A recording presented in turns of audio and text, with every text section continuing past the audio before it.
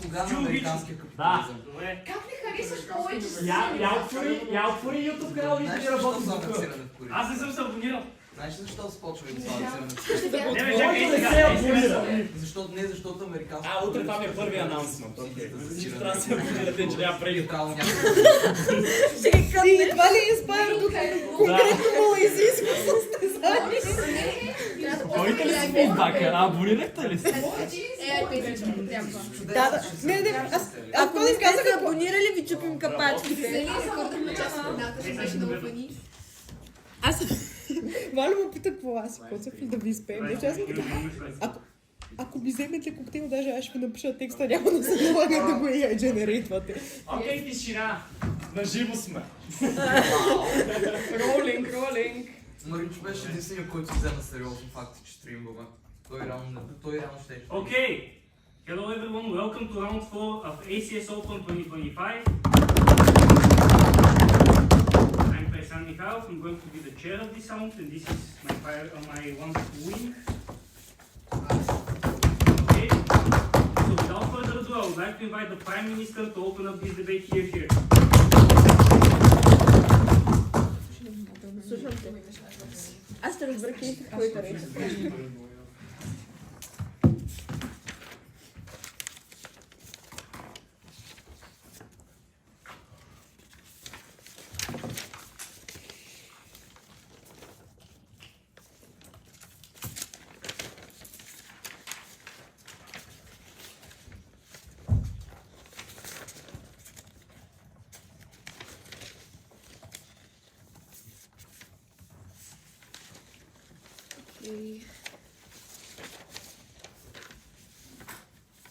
Starting the speech in 3, 2, 1.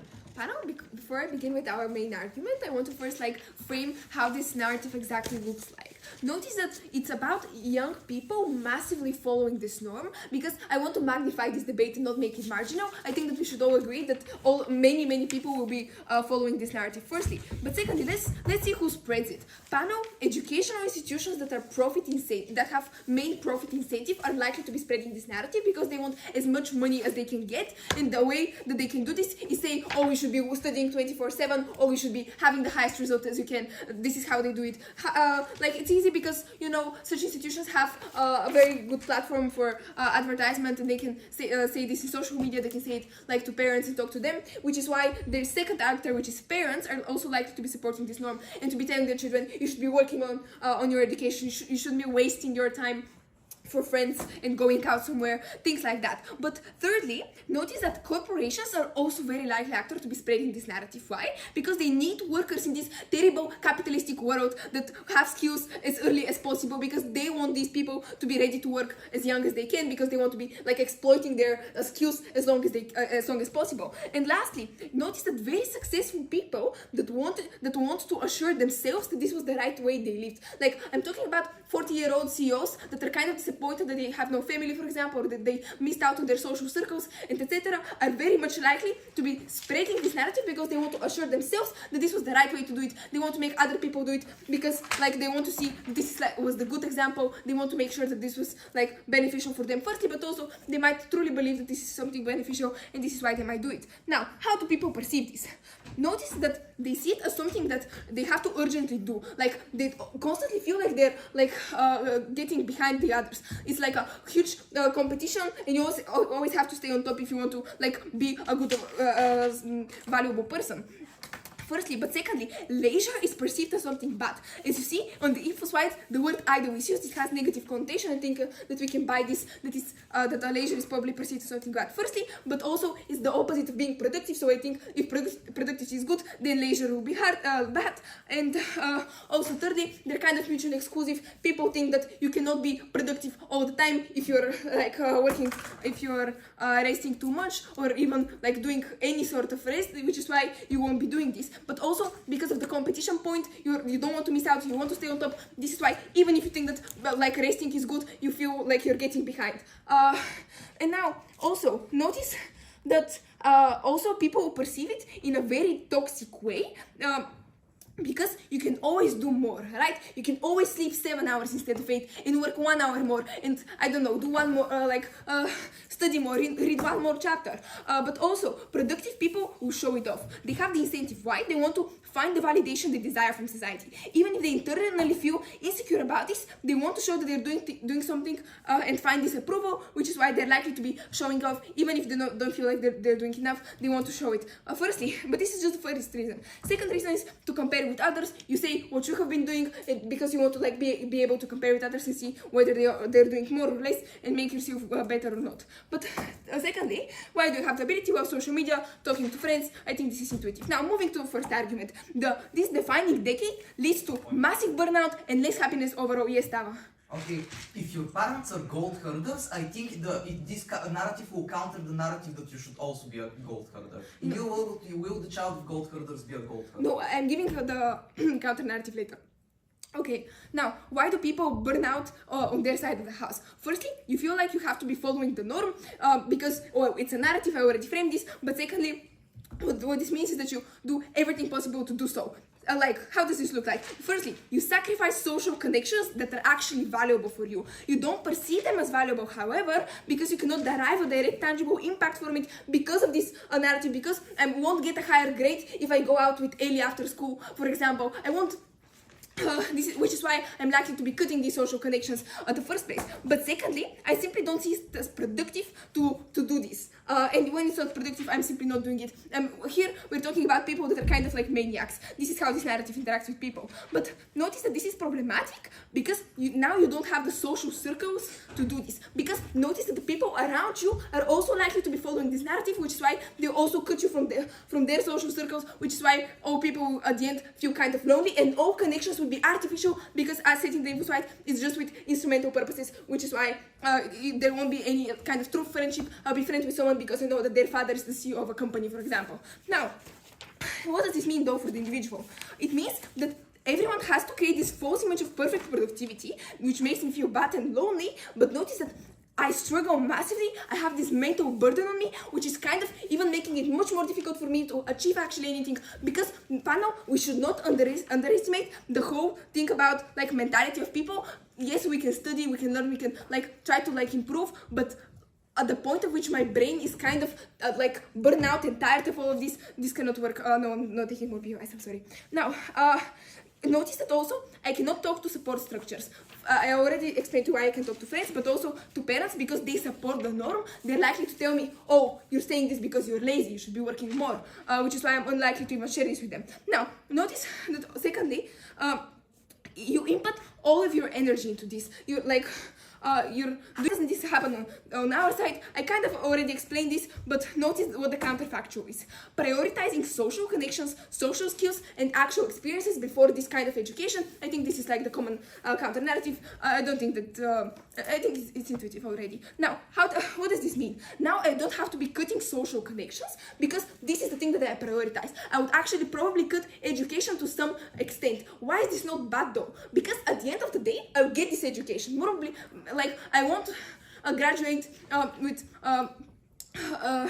probably I will study on a slower rate, but at the end I will know the same things, which is why education is the impact on education is kind of marginal, and what actually is important to the individual and to us as social animals is exactly this change in our mentality, because when you're not burned out, you're more likely to achieve stuff, which is the first impact, but secondly, this mental burden is not on their side of the house.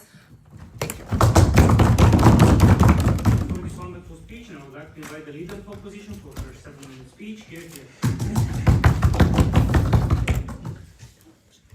Не беше добре. Внимаваше едното с долу. Keep it in mind.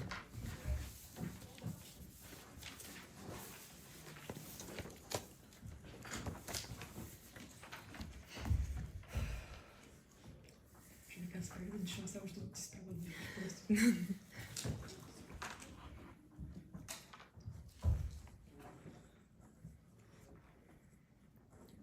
3, 2, 1, go.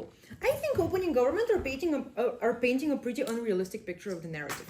Why? Because for their case to work, they have to prove to me that everyone, this huge mass of young people will all overwork themselves to the point of burnout and to the point of having practically zero social connections.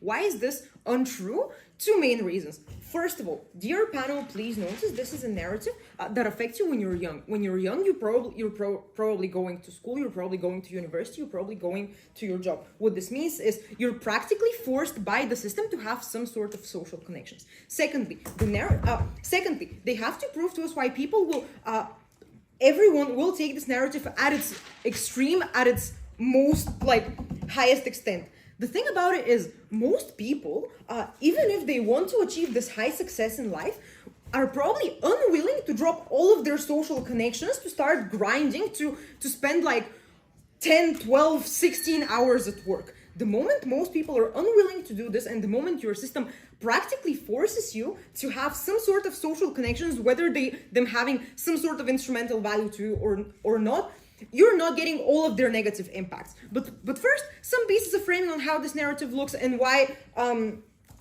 even if some people suffer from some sort of mental distress in the short term, the impacts in your overall life for the future will significantly outweigh this.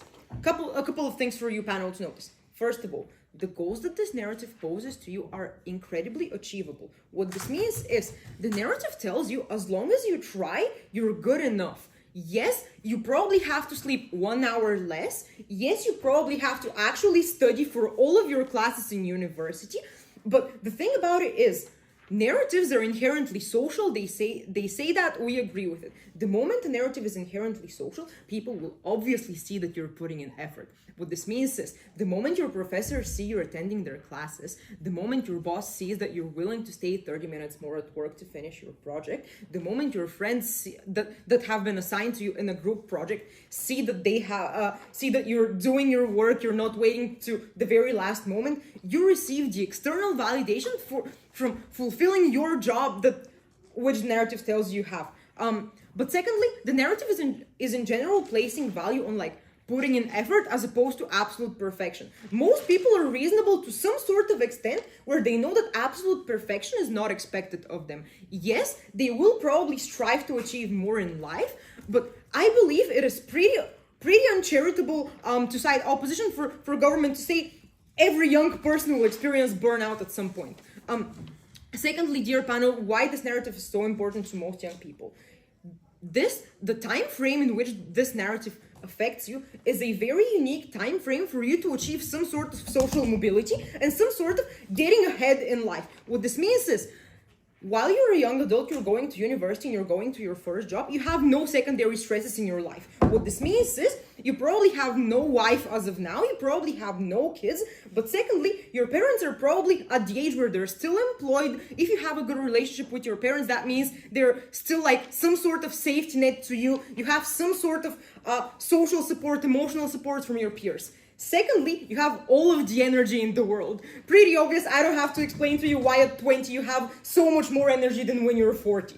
Thirdly, your physical health is now at its best state, far better than once you get older. What all of this means is, practically, if there's one time frame in which you can achieve your goals, you can move ahead in your career, you can move ahead in your social and professional relations, it is while you're young without suffering as many negative drawbacks as if you were affected by this narrative later. And thirdly, on the burnout, they're saying, and afterwards I'll take the point.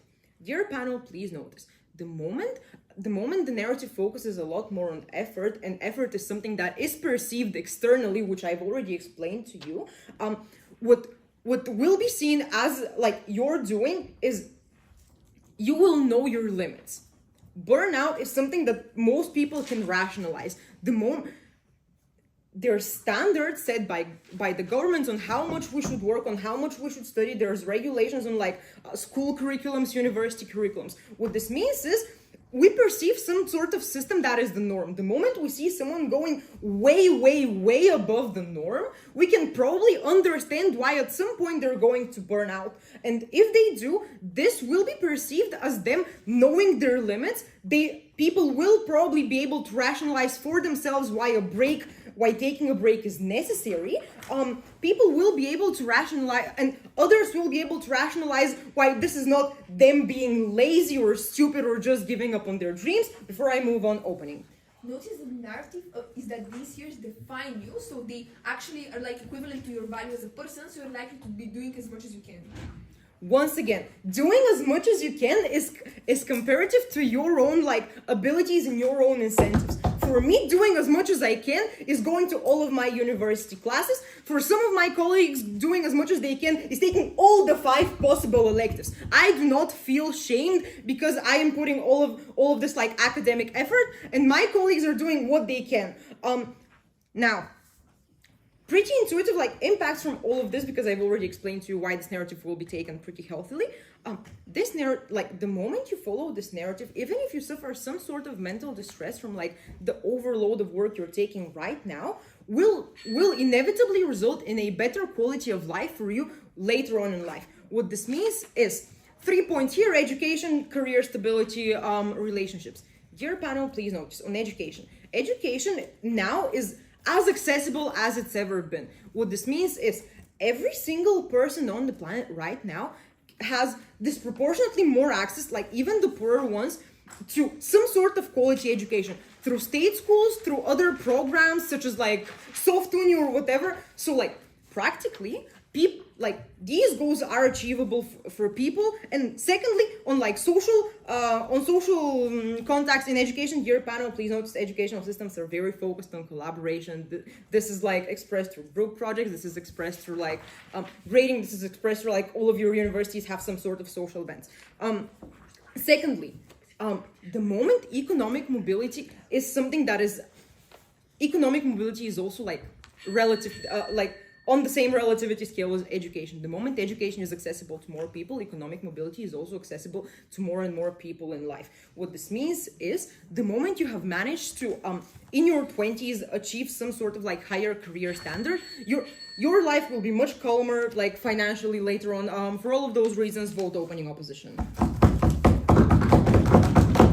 Thank you for this wonderful speech, and I would like to invite the Deputy Prime Minister for his 7-minute speech.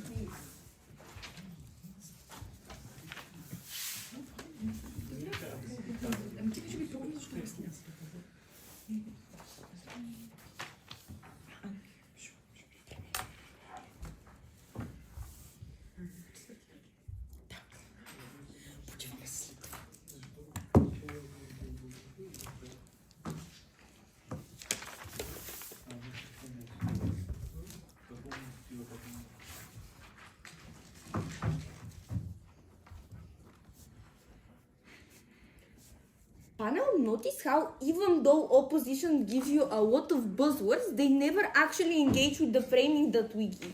They never really engage with why the narrative wouldn't be toxic by providing deconstructive material. The AI, they never rebut our framing, and they simply propose another framing that is like basically not ours. I'm not sure if they can do that from opening opposition. I think if they propose another frame, they have to explain why their frame is better than ours, and they have to rebut our frame. Therefore, we will still debate in our frame. Now, what does this mean? I have to explain why the burden push of every single young person is going to burn out is very uncharitable, first of all. Our argument is not about that. Our argument is, firstly, it's on a spectrum. Therefore, we say that not everyone is going to burn out, but some people are going to burn out. Those people are very vulnerable, and almost everyone is going to feel bad in certain ways because of this narrative. Therefore, we already give you like 5 reasons why the narrative is well, not 5, 3 reasons why the narrative is going to be toxic, because it's spread by like toxic educational systems that simply want you to want to gain more capitalistic benefits, like more money and whatever, which happens when you go to more classes, you pay for more expensive educational facilities, you pay for like more elective, you pay for like more student books, and I think like those illustrations should cover it. And now,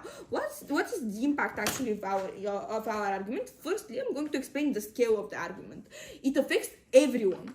Because that's like literally every single person that was born, and ever since kindergarten he was told he has to be successful in school, otherwise his parents are either going to beat him or are going to scold him because he wasn't good enough in kindergarten. This is perceived in a very toxic way, because from a very, very young age, from a very fragile age, you feel like you have to be better than everyone else. You feel like you have to constantly compete with everyone else, because you have to prove to everyone or to the teacher, because the teacher is the objective measurement of how good you are. You have to prove to them that you know more than anyone else. You know you're good enough, and that creates an enormous problem, because when you grow old, you simply understand the success isn't objective, and therefore you could never be good enough. Now, what does that mean?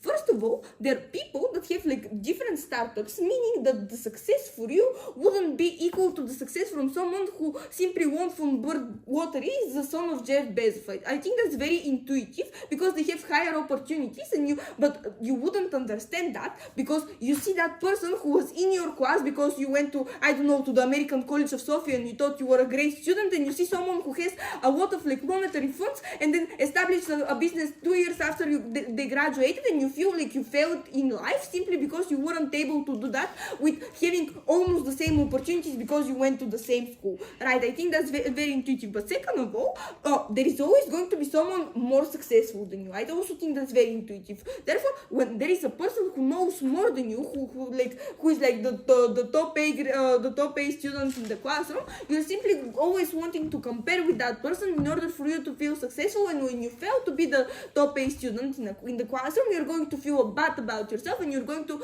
have a toxic relationship with yourself. And that's like the impact of the argument. No, I'm going to take it after the 5th minute, and I'm probably going to take it from closing. Okay, second of all, depth of the argument. You have no free time, or you have a very limited amount of free time, which means that like you feel like you could work, you could sleep 1 hour less, you could spend 1 hour less with your friends, you can always do more homework, always learn something more, always impress someone else. And I think that's very, very bad, because to the point at which that happens, I said 5 minutes, Sava, please don't interrupt me. At the point at which that happens, you forget to relax, and forgetting to relax is very important, because then you cannot reflect on whatever happened. You're simply becoming like a little computer, and all you do is generate information, but the information doesn't stay for you, so it's not productive, because you simply learn things in order to impress people that don't actually care, first of all, because they never really prove to you why your boss is going to give you external validation because you stay 20 minutes after late to finish something on your project. That's a burden that they have to feel. Like, why are you going to receive that external validation? And isn't it even more toxic if you receive that external validation, because then you don't even receive the practical benefits of the social mobility thing that they tell you. You only receive like, oh, good job, bro. That's all you get for all the extra work that you do. And I don't really think that doesn't lead to like a promotion or something. They never really explain to you. I guess it's going to come in second speech, but still.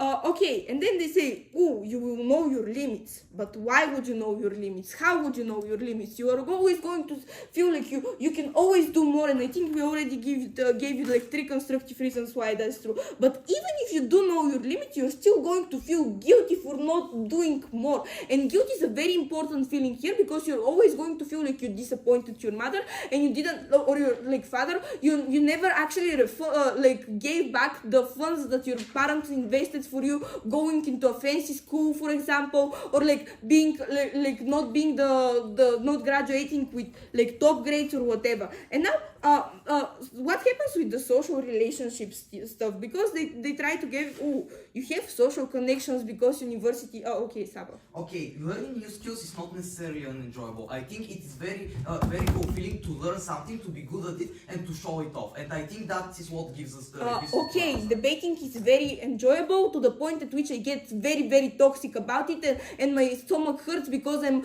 so scared about getting fourth place in the debate on the final or whatever. I think we prove you like the spectrum at which it affects you. Yes, learning new things is interesting, but you know what? Being in pain because you're not good enough in those things that you want to be so good in it isn't okay. And the social connections point, this we don't tell you that you don't have any friends. We tell you that those friendships are most likely toxic because you're always going to compete with people.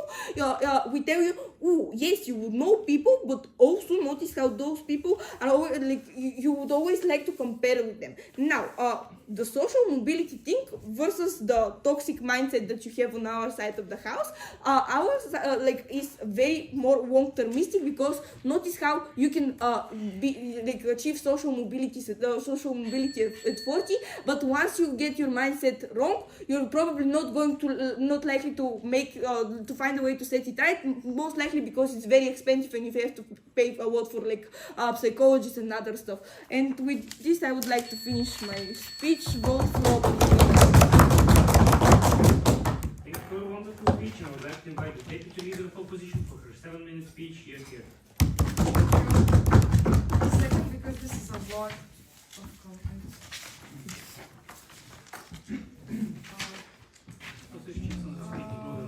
В твоите листи. Не, разбрах, цял си мисля да. какво беше. Да. Не ми трябва. Cool.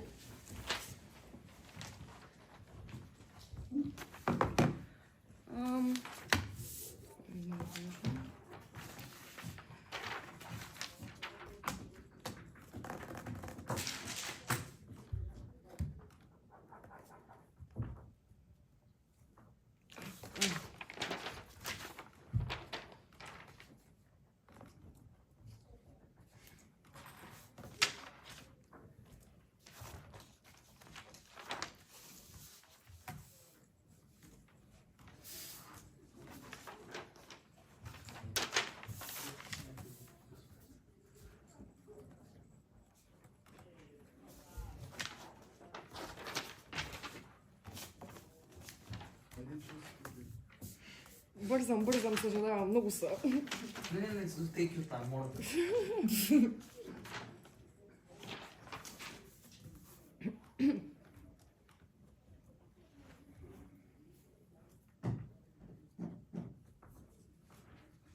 Okay, I'm gonna start the speech in 3, 2, 1.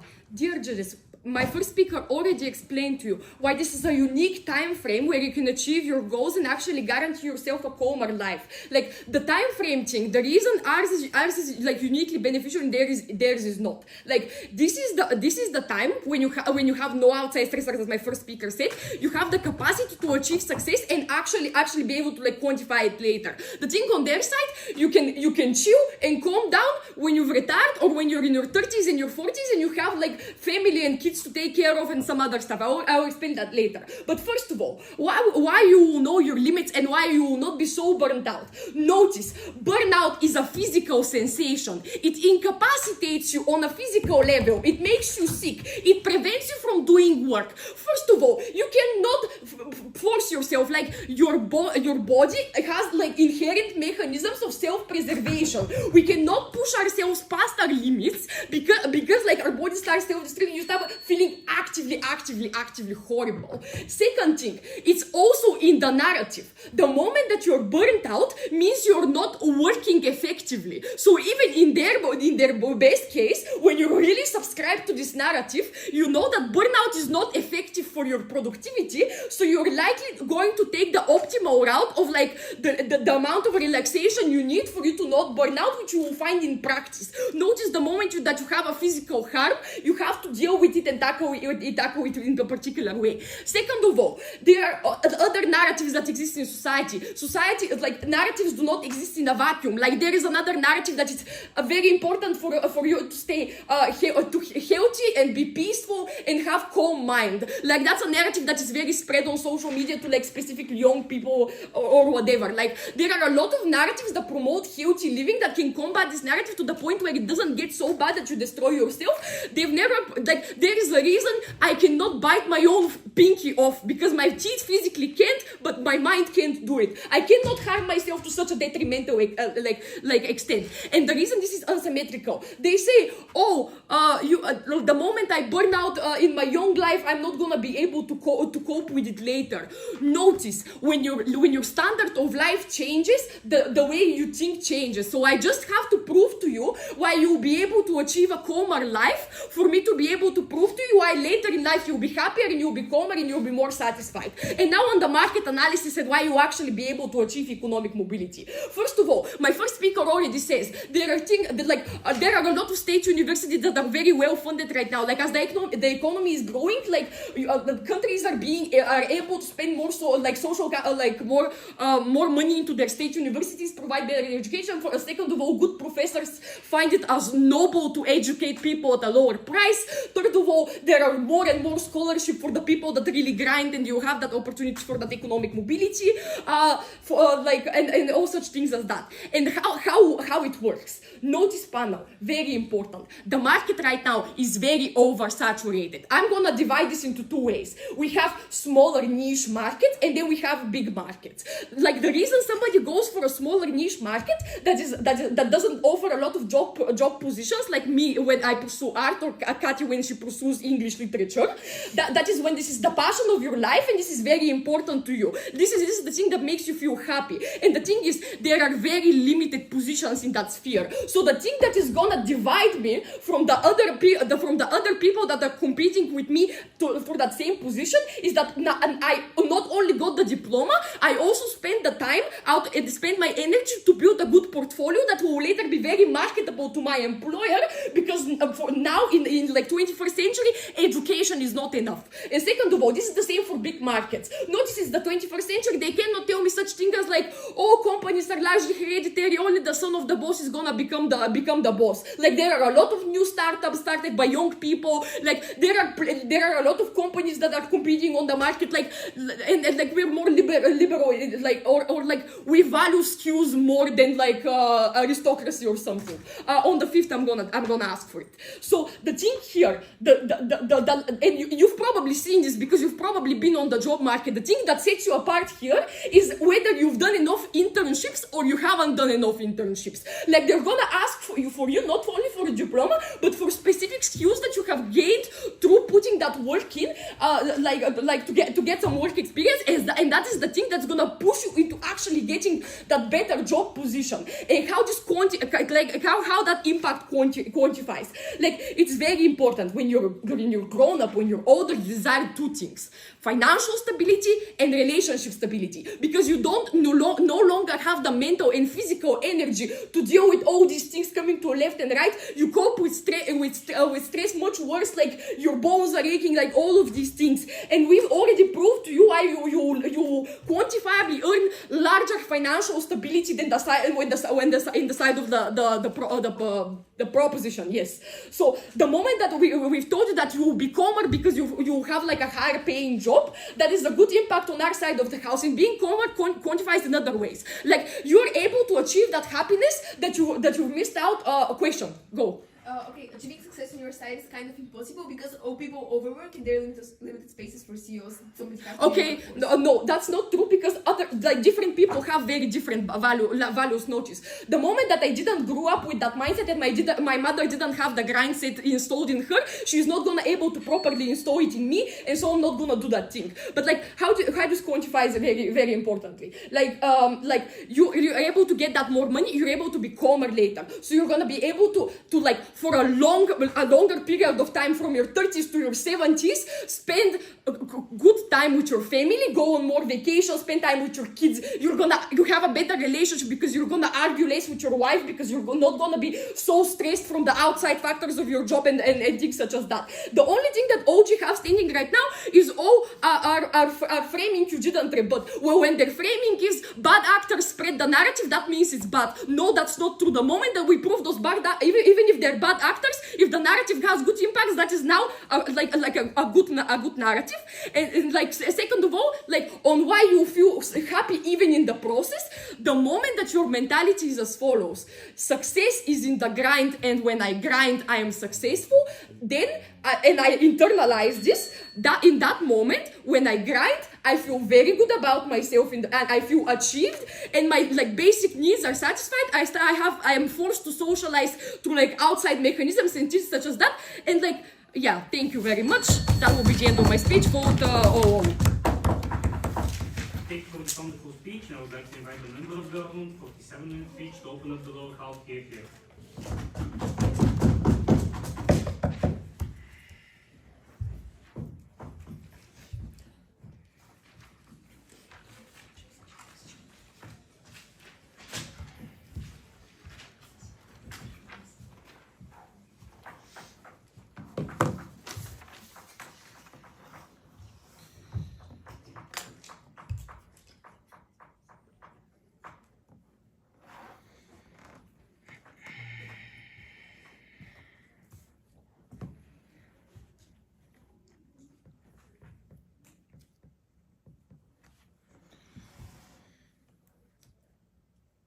The problem. Entertainment industry needs young adults wanting to relax to be successful. When they don't watch it, when they don't relax, it doesn't exist.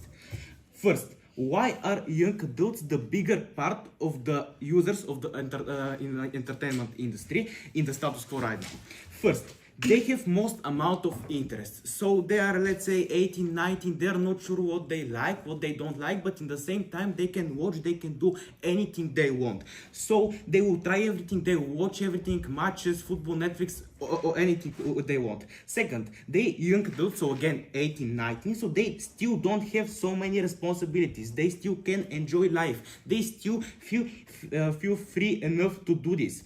Also, they understand that they should have fun now because they see their father has explained to them that they should work very hard at some point. They will have to pay credits. They will have kids, wife, hypotheca. So they want to enjoy life right now. Also, kids have age control, they have time limiting caps. For example, me, I had 30 minutes a day when I was a kid, so I couldn't watch Netflix. The films were 16 plus, so I couldn't watch Netflix. In the same time, old people just have too much responsibilities, and old people just read books, so they can't provide this user traffic in this entertainment industry. Also, young people love relaxing and chilling and engaging with dopamine because it makes them feel good like every normal person. It makes life more interesting for them, and it can never be enough interesting, so they want this. And in the same time, it creates communities, dear panel, around, let's say, films, around teams. They want to have friends, social life. They are young. It is their time right now, and they can do this very effectively when they are part of the entertainment community. So they are the biggest amount of people that actually engage with entertainment. They love it, they engage the most with it, and they have the ability to do all this. Why will entertainment industry fail, or why won't young people engage with it from the side of opposition? First, it makes money from people watching films, playing video games, scrolling TikTok, watching matches, and basically it needs that because more time on this stuff means more money for them, because they can include more ads in their things. They can report more traffic to attract first clients and second actually partnerships. So they need this to actually make money. Second, people believing in defining decade won't engage so much, at least, with such a product because it is not productive. They feel like, because Andrew Tate told them this, that they fail their parents this way, so they won't do it. And if you look at the info slide, defining decade relies on creating and not consuming, being the producer. So being productive, and we all know there is this narrative that this entertainment thing, it is just unproductive, it is consuming and not producing. It makes you feel like you fail, your parents won't do it. Also, it makes money from partnerships with other companies in different fields, so they like to popularize their stuff, and let's say an artist in a video game, but they see that you're not so successful, that your traffic is low, they won't work with you because you're just not enough effective, so companies will stop their partnerships. You can't just have money as an entertainment business in the state of position. Why does this create very big joblessness? First, a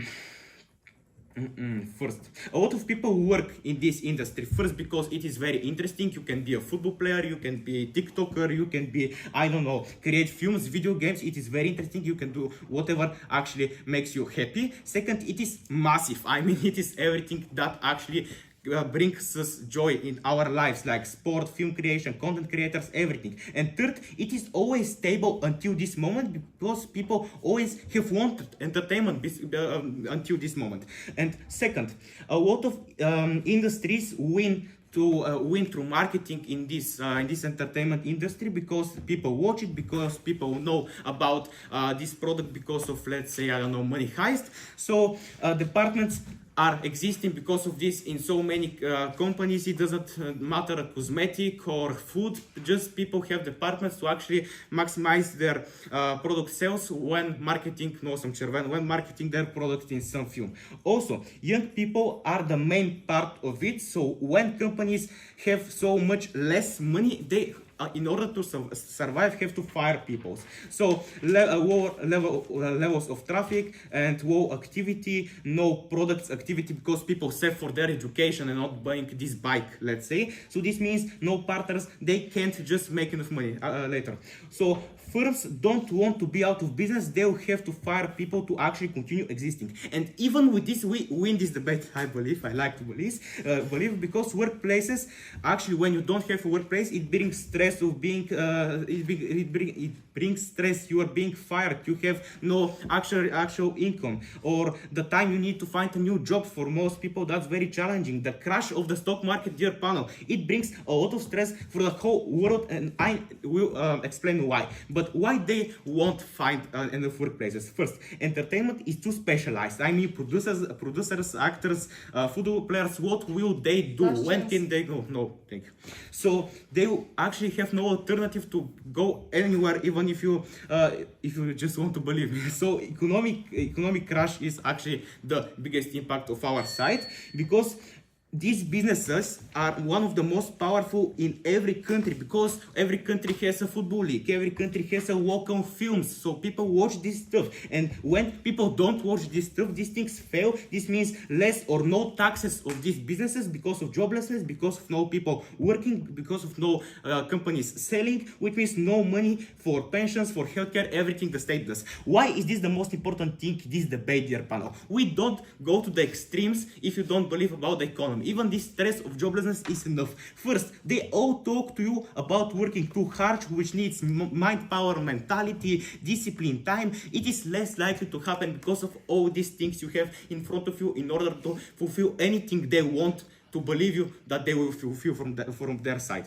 We just need the people knowing this norm exists, so they feel worse while procrastinating, and because of this doing it less, and because of this company is losing money, and all the things I already proved. And because of this, we don't actually allow this happen. People keep their jobs, entertainment keeps working, so people keep their jobs, and people keep getting money, entertainment works. Oh, none of this happens. Thank you.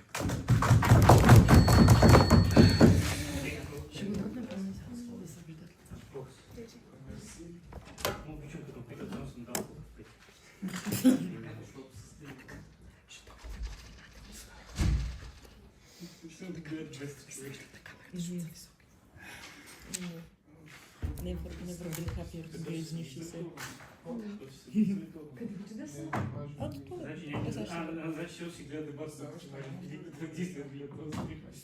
Втория му говорител на Олимпиада. По не знам какво. По физика. И заряза дебати за Олимпиада по Това е физика. истински defining decade. Между другото. Еми, той има амбиции за националния Като отбор по едновременно физика. се взе по дебати и се взе по физика, Да. значи сега е the exact time frame. Е. Ето, много си няма стане. Да, така е, да. Сложна работа. Защото сме по тенис тези влиза. Знаеш, съм приятно оранжева. Физика стана. Искате ли вести? Добре. Без да съм... Ванката му потвърди даже. За кое? Ще влезе в една и добре факултет. Ще си посея. Най-добрите точно 5 студента има вътре. Ти знаеш колко студента има физика в американски? 3,5. Quality State University. А така. Publicly funded.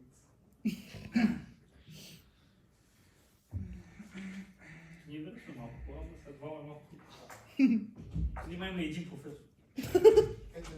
За цялата физика. Ужас. Да. Реално зимата още просто е знам какво е. Да, тук трябва да развива физика без него. Айде. Сега са събра цялата мъдъчна се. За пръсти. Само може да чакай. Не, реално, вече се защото вижда да сега. го вие три. Добре. Това е идеалата в стилнес. Излежи спокойно. Хубаво. Той има да anxious and digitaliness в матка с бойди се на коса 1,60 висока. Колко да. С местоимения. Така. Това не ми трябва. Тук съм бил един. Така. Starting in 3, 2, 1. Okay, panel, we will win this debate because we will give much better impact than opening, but this is not an impact extension, trust. Okay, generally, what do we have? We will have a more productive and rich society with more successful and educated people if you vote for us. Why is that the case? And we will give you several reasons. First, why the status quo, why this narrative sucks in this regard. Okay, first of all, people prioritize instant gratification and are simply lazy. Obviously, I think our uppers engage with this, but still, obviously, someone is going to do something that is. A person is realistically going to invest in their own immediate happiness simply because that is the thing that they can see and that is easiest to notice. So obviously they are more likely to prioritize instant gratification to a delayed one. Secondly, they're chaotic in the things they do. They do not have a master plan of sorts in things that they do, and their skills, if they have any, often do not combine in ways which are beneficial for future jobs. Third, there is a narrative in more traditional societies to follow your parents' steps. That's why I gave that silly gold POI. Realistically, someone who is a gold herder he probably faces some pressure from his parents to also be a gold herder because that has been the family legacy, that has been the thing that they have done, etc. Okay. Fourthly, success is seen as unreachable because it is seen as associated more with talent rather than productiveness, which makes it less effective in achieving its aims. Fifth, people are less likely to get a a person is less likely to try hard at something when they see someone incredibly talented go out in front, and the majority of people that they will see as being successful will be talented ones because there is not such a narrative in favor of being productive and locking in, etc. While on the other hand, in our world, if there is so what is the scratch the last thing I said. Okay, what does this look like in our world essentially, given these four mechanisms? Firstly, people are less likely to get a university education or other qualifications simply because they do not see it as necessary and they do not see it as a success in life. But it is reachable and it is incredibly easy to do it as OO analyzed.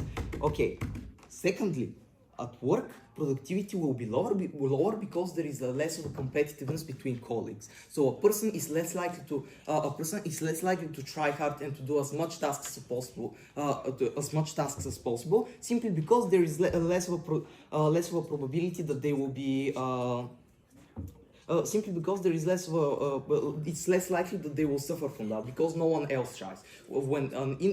That's why the free market works, because there is competitiveness, which means that people will try to work harder so they can get the same benefits, but while achieving more. Thirdly, there is less job security because people don't focus on many things and generally have a limited number of talents, which means that oftentimes a lot of jobs will become redundant, or they will face job insecurity once they get fired or leave their job, which makes their lives a lot more difficult. So these are the three like more socioeconomic problems that actually stem from this, and we're the only ones so far to point them out explicitly. Okay, but why do we solve this problem specifically?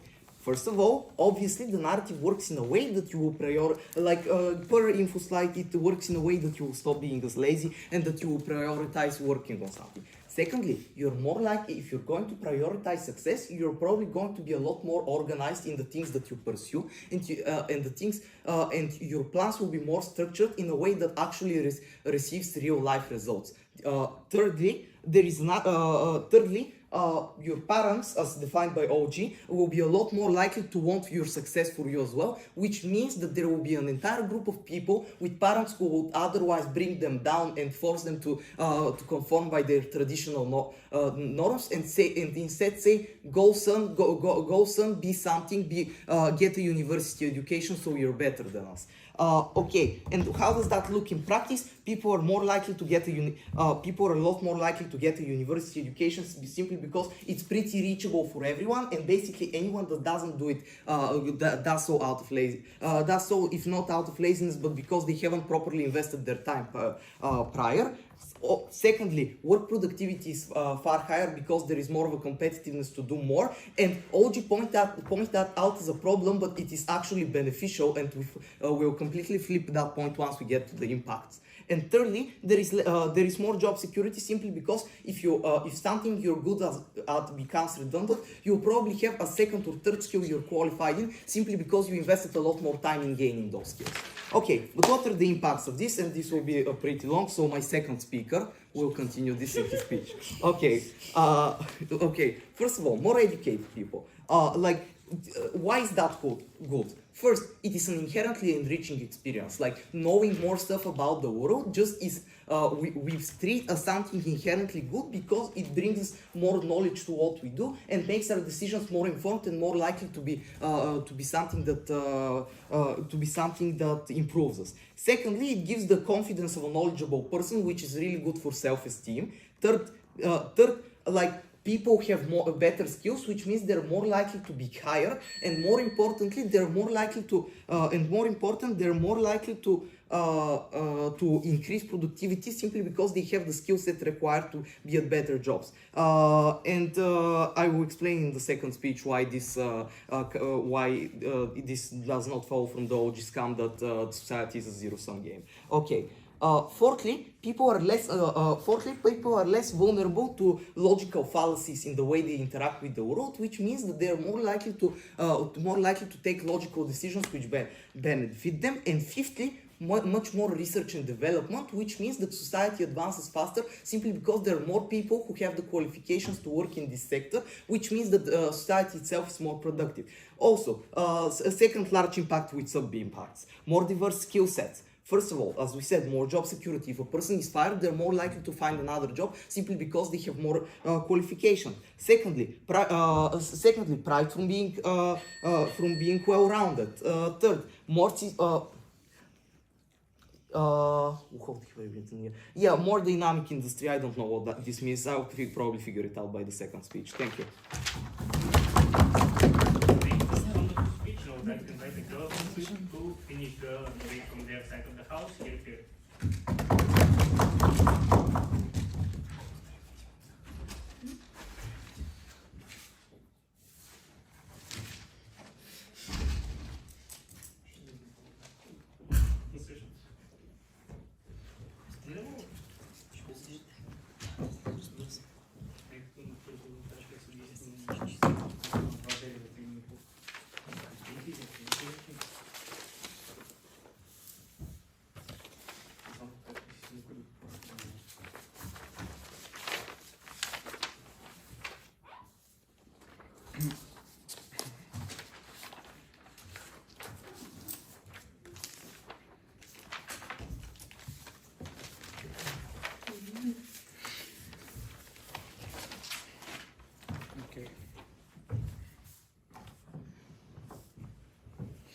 Okay,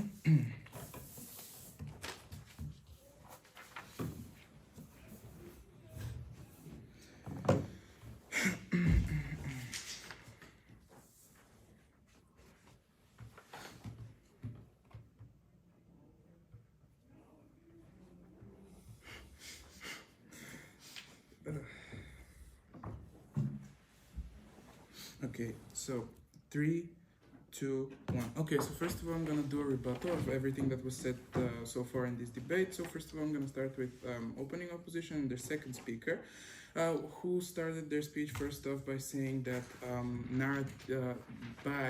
saying that the narrative will happen without eventually achieving burnout. I'm gonna explain why this is not possible here. Because when everyone works towards being great and towards being the best, they will eventually reach a breaking point. That's what happens, because you cannot physically be the best at something. There is always something more that you can do, as they explained before me as well. There is always one more hour you can study. There's always one less hour you can sleep. And why, I'm going to be the first one in this debate to explain why actually reaching a burnout would be so bad for a young person. So first of all, they tried to say at least that a person cannot work anymore after they have a burnout because there's physical symptoms here.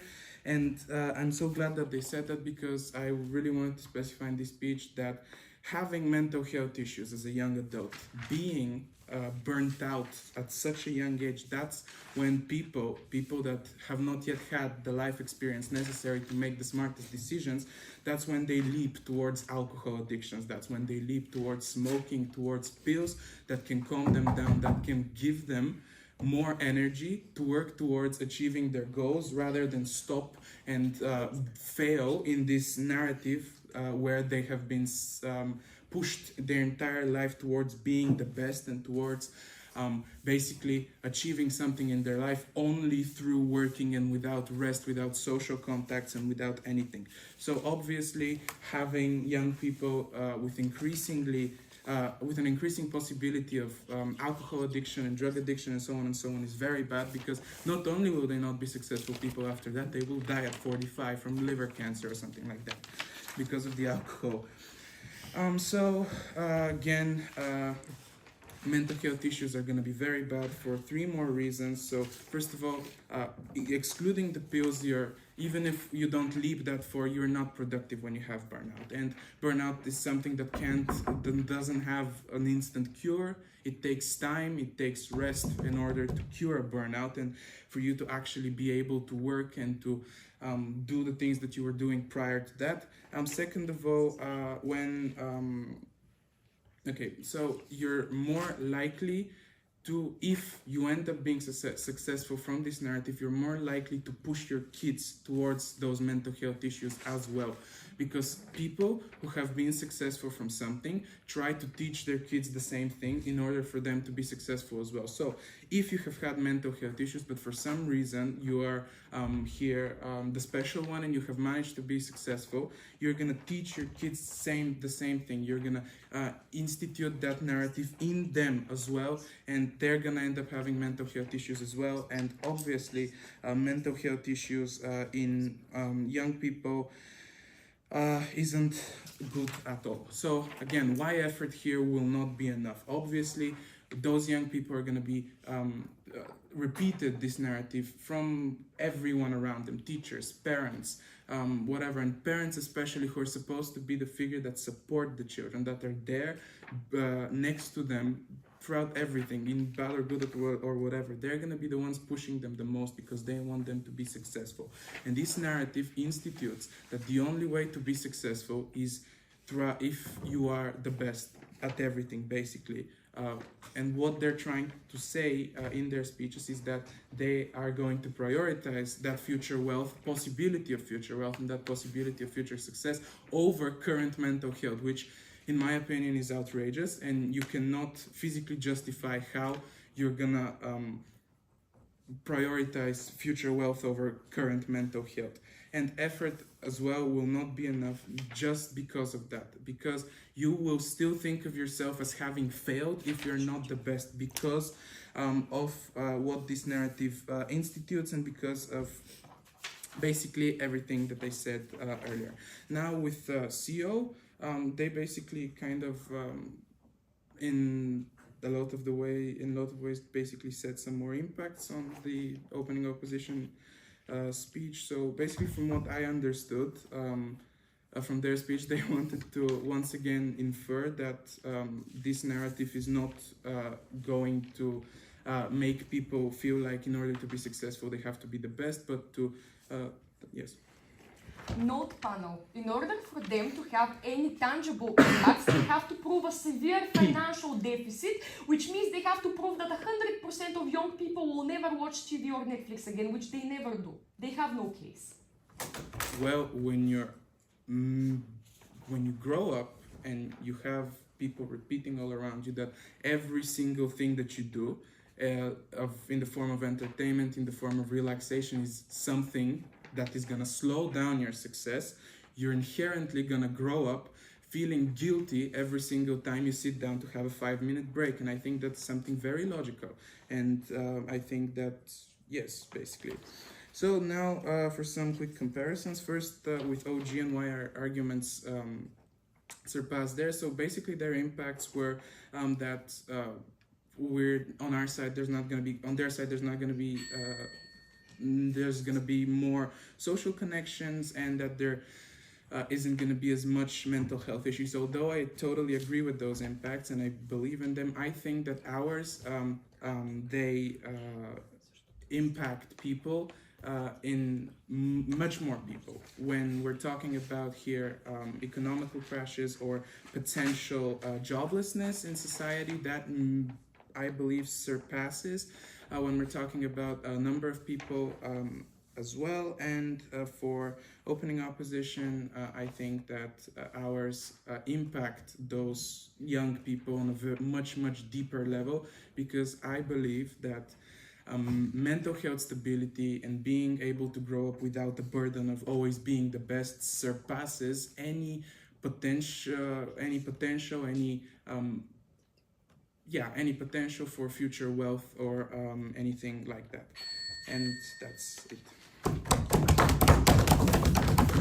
Thank you for this wonderful speech, and I would like to invite again the Governor Whip for his second speech this debate.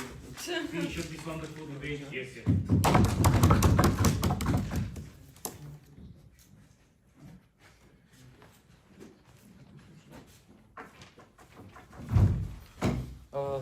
Някой си остава това тук. Това е моето Да, съжаление. ето Яни. Аз ги се казвам навсякъде. Мисля, че е много Да. трайно. Два. Това даже не е мультик. Добре, тези вече са наяни. Добре.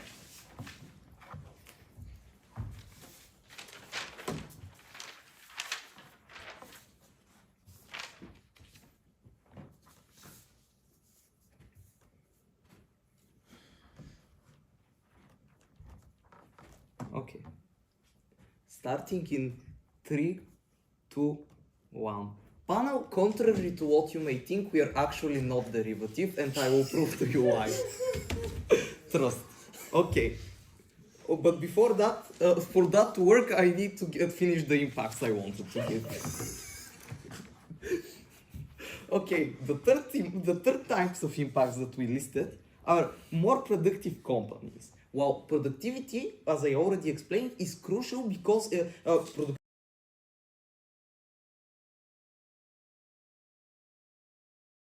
it simply increases the money of the money that is produced, because it means that less energy is wasted on doing something, which means that more effective extraction of resources and better and more effective manufacturing and converting things from the first to the second to the third sector of the economy means that means that more people have more money in their pockets, and that's why I think we. So essentially, higher productivity simply means comes from two things that I've already said in my previous speech. So I am not introducing new material. Okay, first of all, technology, as I already said, it increases productivity simply because it increases the amount of increases effectivity of resource extraction, and because it does things for less resources than before, which means that we can create a positive delta that allows for the creation of more jobs and that directly engages with OG, because what OG said is that essentially there is and what they repeated throughout their case is that there is a limited amount of spots for successful people. Yes, even if that is not true, simply because as technology progresses, a certain subset of jobs that are usually more menial and take more resources are less utilized than the ones that are less useful and decrease in number, and the higher wealth creates demand for different jobs. I think this is very intuitive, and that is why their argument does not work. Okay, second, okay.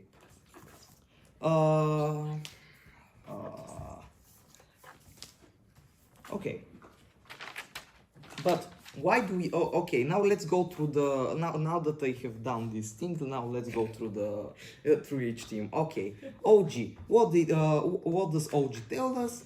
Well, they. God, I don't know. Okay. Okay, a little bit more engagement with OG. Okay, they talk about burnout. I think OG does a very adequate job at rebutting them. I think that I do not have to mention much more, but I just wanted to engage with that point for the zero-sum economy, and that there is a limited number of top spots, because that is simply not true. Because as society progresses, more jobs will be created that are better paying. Otherwise, if that was not the case, we would have stayed still in the time of the agricultural revolution. Cannot unlimitedly expand the economy. We need workforce, so some percentage of the population has to be the CEOs and some has to be the workforce. Yes, obviously, but productivity increases, which means that generally less people will be engaged in that. And also notice that technological change can create new industries, and the higher wealth of society and the higher productivity means that there is demand for more independent jobs that did not exist previously. So, for example, if 2,000 years ago 95% of the population were farmers, now a lot less people are farmers simply because that is less an industry. And besides that, we do not say that everyone will be a CEO, neither does all say that. We simply say what we simply say is that people will be more wealthy because they have more qualification. But we also extend that to the point, and which is why we pass them, trust. And this is why we pass OO, because we create more productive. We expand and engage more with how this affects society at large, because everyone else engages in a really microscopic person by person view of this motion. And I think our analysis is needed to prove at all that that this expands beyond the small demographic of young adults that are wondering what to do with their lives, and it generally expands to more societal well-being, because, as we said, research is accelerated, which increases the amount of money in the economy. And I've already repeated this like 100 times. We prove this, and we prove the fact that there is a larger societal change, and we impact the most people. And I think by this metric at least, the number of people who are impacted, we pass them. Additionally, I think we pass OG, because even if you credit everything I said, I think the impact of a few young adults are more likely to be burnt out is a lot less strong than the fact that they will face professional success, and they never explain why this burnout will later extend to the fact that extend to less success in their lives. Okay. Okay, and finally CG, neat little extension, guys. I loved it, but I think the entertainment in this, and I think you prove it pretty well, and I don't have time to engage with it, and I haven't written almost anything of what you said, but I think that what you said is less of an impact and is the smallest impact in this entire room, simply because it does not mention how it affects people outside of the industry. It simply asserts that this industry is large, that sports and video games are large, but never gives structural reasons for why exactly this thing will have a large impact beyond those who supposedly lose their jobs, while we prove that to some extent, to at least some extent, the amount of people who have high-paying jobs and who are qualified will be better. And finally, and I think this is also something that puts us above all, is that